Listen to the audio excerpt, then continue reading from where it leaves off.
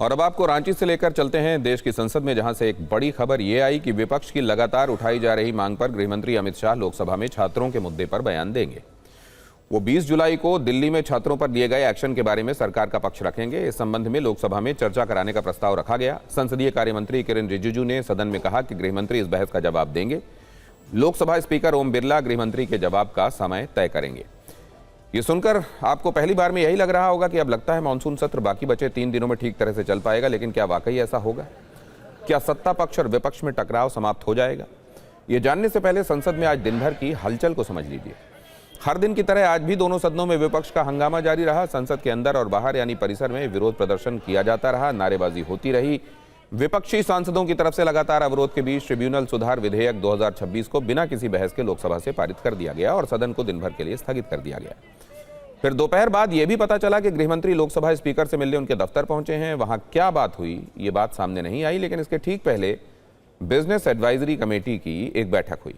इसमें स्पीकर ने विपक्षी दलों से सदन में बने गतिरोध को तोड़ने और मिलकर रास्ता निकालने की अपील की, लेकिन विपक्ष छात्रों पर लाठीचार्ज और राम मंदिर चंदा चोरी पर चर्चा की मांग को लेकर अड़ा रहा।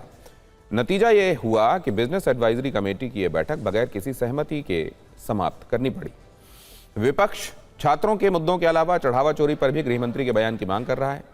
समाजवादी पार्टी की तरफ से लगातार ये प्रेशर क्रिएट किया जा रहा है, जिस पर किरेन रिजिजू ने चुटकी ली। कहा कि सरकार छात्रों के मुद्दे पर चर्चा के लिए तैयार है, लेकिन लगता है कांग्रेस और समाजवादी पार्टी में सहमति नहीं बन पा रही। उन्होंने ये भी कहा कि जब गृहमंत्री बोलेंगे तो फिर विपक्ष को हंगामा नहीं करना है, सदन से वॉकआउट नहीं करना है, शांति से बात सुननी होगी। सरकार भी किसी तरह की चर्चा से पीछे नहीं हटेगी।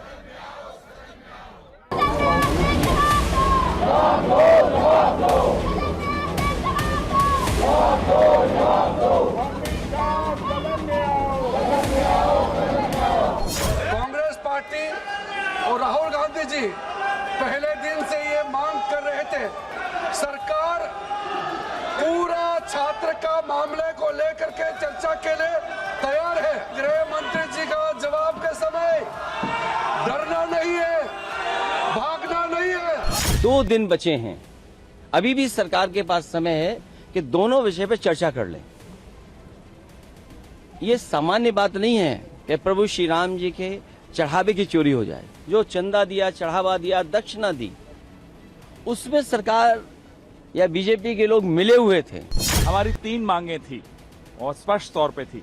गृह मंत्री को सदन में आके छात्रों पर हुई हिंसा का जवाब देना है, चंदा चोरी पर चर्चा होनी चाहिए और उस पर भी जवाब देना चाहिए, और प्रधानमंत्री को आकर माफी मांगनी चाहिए। छात्र आंदोलन को लेकर के सरकार पूरी तरह फुल फ्लेज डिस्कशन के लिए तैयार है, तो हमने अपना ऑफर दे दिया है। अब कांग्रेस और समाजवादी अपोजिशन पार्टी में कुछ मतभेद है। इस तरह की भ्रम नहीं फैलाना चाहिए भारतीय जनता पार्टी को, क्योंकि भारतीय जनता पार्टी हमेशा भ्रम फैलाने का काम करती है और एक अलग तरह की तस्वीर दिखाने का कार्य करती है।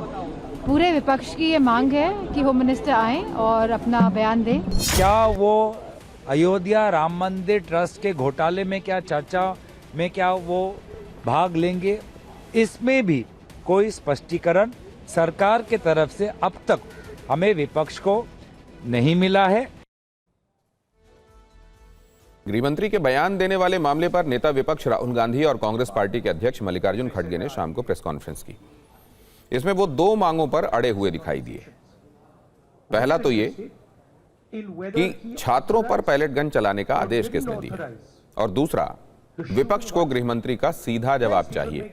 किरेन रिजिजू ने इस पर भी जवाब दिया। कहा गृहमंत्री घटनाओं का जवाब देने के लिए तैयार है, लेकिन अब राहुल गांधी भाग रहे हैं। आरोप लगाकर भाग जाना ये लोकतंत्र में सही नहीं। जब सरकार तैयार है, गृह मंत्री जी हमारी पहली डिमांड थी कि होम मिनिस्टर आए और देश को क्लियरली बता दें, या उन्होंने ऑर्डर दिया और वो कल्पेबल हैं और उन्होंने हमारे बच्चों पर गोली चलाई, युवाओं पर गोली चलाई, या उनको मालूम ही नहीं था और किसी और ने ऑर्डर दे दिया और फिर वो इनकॉम्पिटेंट है। और हमारा कहना था कि इस पर उनको स्टेटमेंट देनी चाहिए और हम उनका इस्तीफा मांग रहे हैं। सेकंड पॉइंट, जो हमारे स्टूडेंट्स पे दिल्ली में गोली चलाई गई, मारा गया, उसके लिए प्रधानमंत्री को अपोलोजाइज करना है। और तीसरी डिमांड, जो प्रधानमंत्री ने राम मंदिर ट्रस्ट पे अपने लोग बैठाए थे, जिन्होंने करोड़ों रुपए चोरी किए हैं सबके सामने, उस पर चर्चा हो। ये हमारे 3 डिस्कशंस थे। अब जब सरकार तैयार है, गृह मंत्री जी डिटेल पूरे घटनाओं का बहुत डिटेल में जवाब देने के तैयार है, फिर राहुल गांधी जी भाग रहे हैं। मैंने इसलिए सदन में कहा कि भागना नहीं है, डरना नहीं है, क्योंकि आप आरोप लगा करके फिर भाग जाते हो, ये लोकतंत्र में सही नहीं है। हम मत फैलाइए, कोई गोली नहीं चली है जंतर मंतर में और कोई गोली का ऑर्डर नहीं दिया गया है जंतर मंतर में। अब आप समझ सकते हैं कि पक्ष विपक्ष में टकराव इस बात पर भी खत्म होता नहीं दिख रहा है कि गृहमंत्री सरकार का पक्ष रखने के लिए सदन में तैयार है। सरकार के सामने संकट क्या है, ये भी समझिए। असल में सरकार इसी सत्र में foreign contribution regulation FCRA act को पारित कराना चाहती है। इस बिल को लेकर ईसाई संगठनों की चिंताओं और भ्रांतियों को दूर करने के लिए गृहमंत्री अमित शाह ने पिछले हफ्ते उनके प्रतिनिधियों के साथ चर्चा की थी। सूत्रों के मुताबिक मानसून सत्र के बाकी बचे 3 दिनों में FCRA के अलावा परिसीमन बिल लाने का विकल्प भी खुला है। लिहाजा सरकार इस मुद्दे पर कांग्रेस और DMK जैसे दलों के साथ गिव एंड टेक का विकल्प भी देख रही है। DMK FCRA बिल का विरोध कर रही है और कांग्रेस भी। ऐसे में सरकार FCRA बिल पर कदम पीछे खींचकर परिसीमन बिल पर DMK का समर्थन लेने का रास्ता खोल सकती है। विपक्ष की नाराजगी कम करने के लिए FCRA बिल को संयुक्त समिति को भेजा जा सकता है। कांग्रेस नेता KC वेणुगोपाल के मुताबिक लोकसभा स्पीकर ने खुद इस बात पर हामी भरी है, लेकिन कांग्रेस FCRA बिल को JPC को भेजने के बजाय बिल ही वापस लेने पर अड़ी हुई है।